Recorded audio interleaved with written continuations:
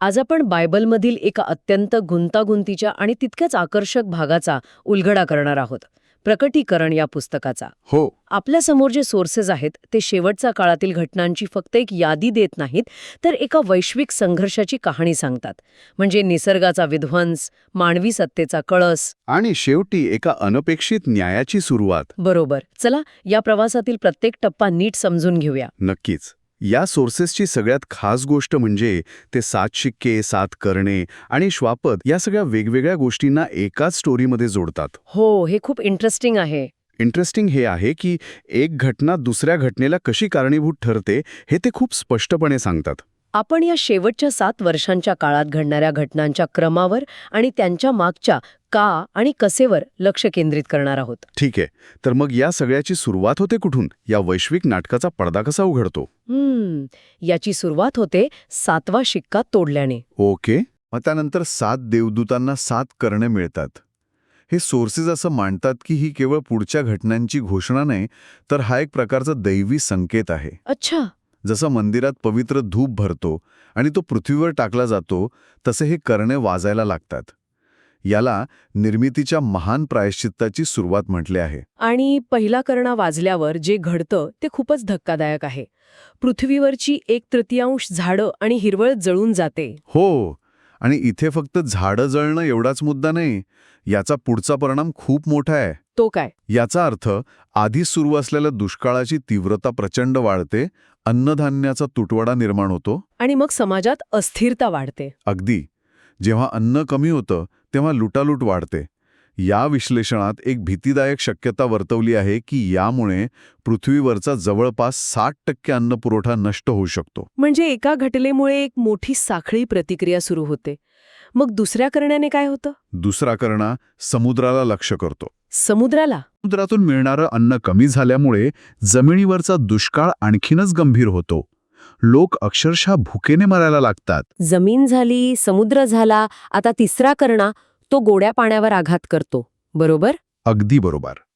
एक मोठी जळणारी मशाल आकाशातून नद्या आणि झऱ्यांवर पडते आणि 1/3 गोड पाणी विषारी कडू बनवते. म्हणजे प्यायचं पाणीच विषारी होतं? हो. विचार करा, पिण्याचं पाणीच विषारी झालं तर काय होईल? हे विश्लेषण असं म्हणतं की यामुळे पृथ्वीचा 1/3 भाग राहण्यायोग्य राहत नाही. आणि मग प्रश्न उभा राहतो की तिथल्या लोकांचं काय होणार? बरोबर.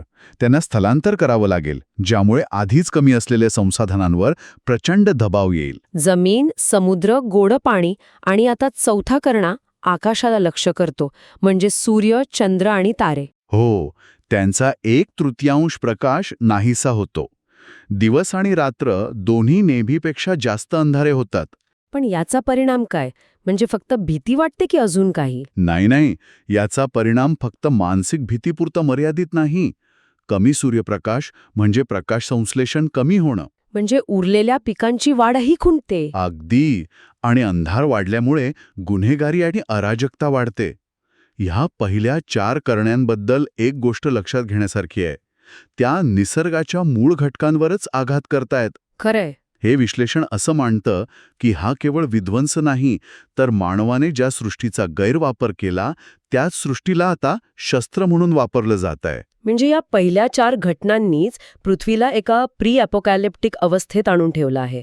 अन्न साखळी तुटली आहे, पाणी विषारी झालं आहे आणि आता तर सूर्यप्रकाशही कमी झालाय. बरोबर. यातून जे सामाजिक आणि राजकीय अराजक निर्माण होईल त्याची तर आपण कल्पनाच करू शकतो. कदाचित याच अराजकातून पुढे येणाऱ्या श्वापदाला सत्ता मिळवण्यासाठी मोकळं रान मिळत असावं, नाही का? अगदी बरोबर. तुम्ही महत्वाचा मुद्दा पकडला आहे. आतापर्यंत आपण पाहिलं की नैसर्गिक जगावर कसे आघात झाले.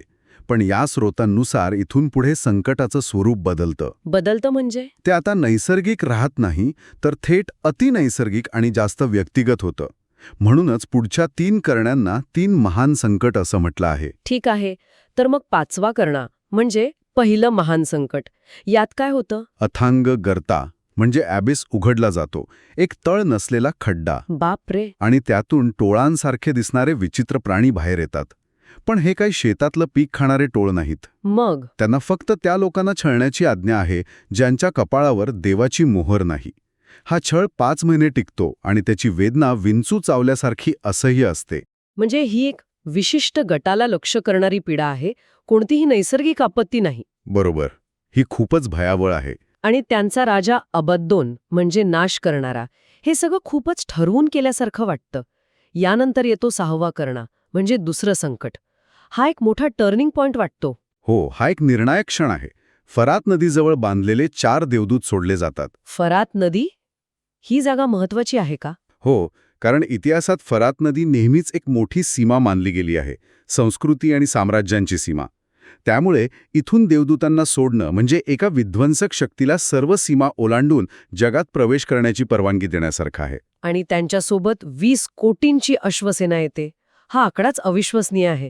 म्हणजे ही काही लहान-सहान लढाई नाही, तर एक महायुद्ध आहे, जे आधीच उद्ध्वस्त झालेल्या जगावर कोसळणार आहे. बरोबर. आणि ही सेना उरलेल्या लोकसंख्येपैकी 1/3 लोकांना ठार मारते. 1/3. हो. आणि इथेच हे सोर्सेस एक अत्यंत महत्त्वाचा दुवा जोडतात. ते म्हणतात की हीच घटना शेवटच्या आठवड्याची म्हणजे अंतिम 7 वर्षांच्या कालावधीची सुरुवात आहे. ओके. म्हणजे 6वा करणा वाजल्यावर शेवटच्या 7 वर्षांची उलटी गिनती सुरू होते. बरोबर. इथून पुढच्या घटना त्या 7 वर्षांच्या टाईमलाईनमध्ये घडतात. आणि हा 7 वर्षांचा काळ 3.5 वर्षांच्या 2 भागांमध्ये विभागलेला आहे. तर या पहिल्या 3.5 वर्षांत नेमकं काय घडतं? या काळात 2 शक्तिशाली श्वापद म्हणजे बीस्ट्स उदयास येतात. एक समुद्रातून आणि दुसरा जमिनीतून. थांबा, म्हणजे एकाच वेळी 2 वेगवेगळी श्वापदं हे गोंधळात टाकणार आहे. या स्रोतांनुसार त्यांच्यात काय फरक आहे? एक समुद्रातून आणि एक जमिनीतून, याचा काही विशेष अर्थ आहे का? हो, हा एक महत्त्वाचा प्रश्न आहे. या सोर्सेसनुसार समुद्रातून येणारं श्वापद हा राजकीय आणि लष्करी शक्तीचं प्रतीक आहे. अच्छा. तो जगात आपली सत्ता स्थापन करतो आणि देवावर विश्वास ठेवणाऱ्या लोकांचा म्हणजे संतांचा छळ करतो. त्याला 42 महिने म्हणजे 3.5 वर्ष अनिर्बंध अधिकार दिलेला असतो. आणि दुसरा, जो जमिनीतून येतो? जमिनीतून येणारा दुसरा श्वापद हा पहिल्या श्वापदासाठी काम करतो. तो एक प्रकारे धार्मिक किंवा प्रचार यंत्रणेसारखा आहे, जो चमत्कार करून लोकांना पहिल्या श्वापदाची उपासना करायला भाग पाडतो. म्हणजे एक राजकीय हुकुमशहा आणि दुसरा त्याचा प्रचार करणारा प्रमुख. अगदी तसंच. पण याच काळात दुसरीकडे काहीतरी वेगळंही घडत असतं, बरोबर? ते 1,44,000 लोक. अगदी बरोबर. एका बाजूला श्वापदाची सत्ता वाढत असताना दुसऱ्या बाजूला 1,44,000 लोकांचा एक गट, ज्यांच्यावर देवाची मोहोर आहे, ते सार्वकालिक सुवार्ता सांगतात. एक प्रकारची शेवटची चेतावणी. हो, आणि तिचे 3 मुख्य संदेश आहेत. पहिला, फक्त देवाचीच उपासना करा, श्वापदाची नाही. बर. दुसरा, बॅबिलॉन नावाच्या दुष्ट जागतिक व्यवस्थेचा नाश निश्चित आहे. आणि तिसरा, म्हणजे ही श्वापदाची खूण एक प्रकारची निवड आहे. जसं आजच्या जगात तुम्ही एकतर सिस्टमचा भाग होता किंवा बाहेर राहता. पण इथे परिणाम खूपच टोकाचे आहेत. बरोबर. सिस्टमचा भाग झाला नाहीत तर जगू शकत नाही, आणि झालात तर तुम्हाला देवाच्या न्यायाला सामोरं जावं लागेल. हे तर एक अशक्य आव्हान आहे. बरोबर. आणि याच संघर्षामुळे महासंकटाचा काळ सुरू होतो. Great tribulation. हो, या काळात श्वापदाची उपासना अनिवार्य केली जाते. जे नकार देतात त्यांचा छळ होतो, त्यांना मारलं जातं. या स्रोतानुसार या 3.5 वर्षांच्या शेवटी तो श्वापद त्या 1,44,000 लोकांना ठार मारतो. त्यांचा संदेश पूर्ण झाल्यावर. हो. आणि हे आपल्याला घेऊन येतं 7व्या आणि शेवटच्या करण्याकडे, जे तिसरं आणि अंतिम संकट आहे. यानंतर काय होता? 7वा करणा वाजल्यावर स्वर्गात घोषणा होते की जगाचे राज्य आता आपला प्रभू आणि त्याचा ख्रिस्त यांचे झाले आहे. त्यांवर ओतला जातो, ज्यांनी श्वापदाची खून स्वीकारली आहे. पण यानंतर घडणारी सर्वात मुख्य आणि मोठी घटना म्हणजे पहिले पुनरुत्थान. पहिले पुनरुत्थान म्हणजे मेलेले लोक पुन्हा जिवंत होतात. पण याच्यासाठी पिकाच्या कापणीची उपमा का वापरली आहे? कापणी म्हणजे शेवट, पण त्यात एक सकारात्मकताही आहे, एक फळ मिळण्याची भावना. या विरोधाभासाबद्दल स्रोत काय सांगतात? खूप छान प्रश्न आहे. ही उपमा यासाठी वापरली आहे कारण हे पुनरुत्थान सर्वांसाठी एकाच वेळी आणि एकाच प्रकारे होत नाही. ते टप्प्याटप्प्याने होतं. कसं? जसा शेतकरी आधी पिकातील पहिली आणि सर्वोत्तम फळं काढतो आणि मग बाकीचं मुख्य पीक काढतो, तसंच काहीसं इथे घडतं. तर मग या कापणीत पहिली फळे कोण आहेत? सोर्सेसनुसार पहिली फळे म्हणजे ते 1,44,000 लोक ज्यांना नुकतंच मारलं गेलं आहे. ते सर्वप्रथम उठवले जातात. अच्छा. त्यानंतर मुख्य कापणी होते, ज्यात महासंकटातून गेलेले सर्व हुतात्मे आणि संत ज्यांनी श्वापदापुढे मान झुकवली नाही, त्यांचं पुनरुत्थान होतं. यात जुन्या कराराच्या काळातील हुतात्म्यांचाही समावेश आहे. म्हणजे हे सर्व ते लोक आहे ज्यांनी आपल्या विश्वासाची सर्वोच्च परीक्षा दिली आहे. बरोबर. एक मिनिट, पण या स्रोतांमध्ये अजून एका वेगळ्या प्रकारच्या पुनरुत्थानाची शक्यता वर्तवली आहे, जी थोडी विचित्र वाटते.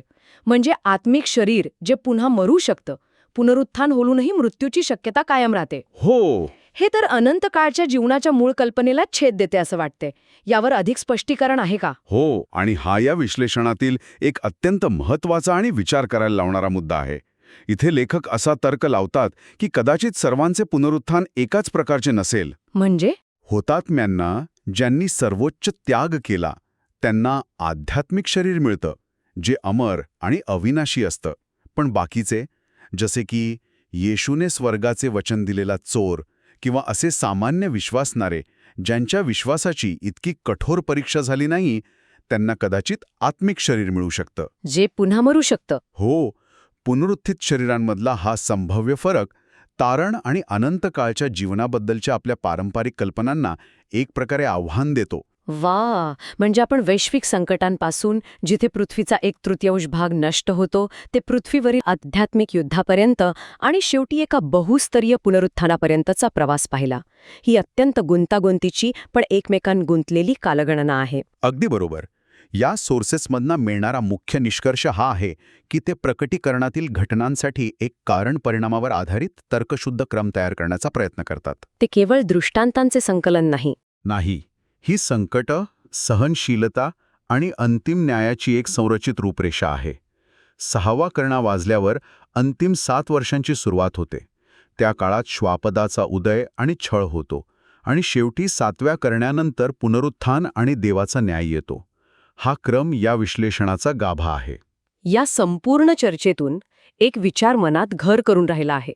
या स्रोताने हुतात्म्यांसाठी आध्यात्मिक शरीर आणि इतरांसाठी आत्मिक शरीर यात जो फरक केला आहे तो खूप महत्वाचा आहे. हो, तो मुद्दा खूप वेगळा आहे. यावर विचार करण्यासारखा मुद्दा हा आहे, जर पुनरुत्थान ही सर्वांसाठी एकसमान घटना नसेल आणि तिची रूपे व परिणाम वेगवेगळे असतील, तर मग तारण किंवा अनंत काळचा जीवनाचा खरा अर्थ आपल्या समजुतीपेक्षा खूपच जास्त गुंतागुंतीचा असू शकतो का?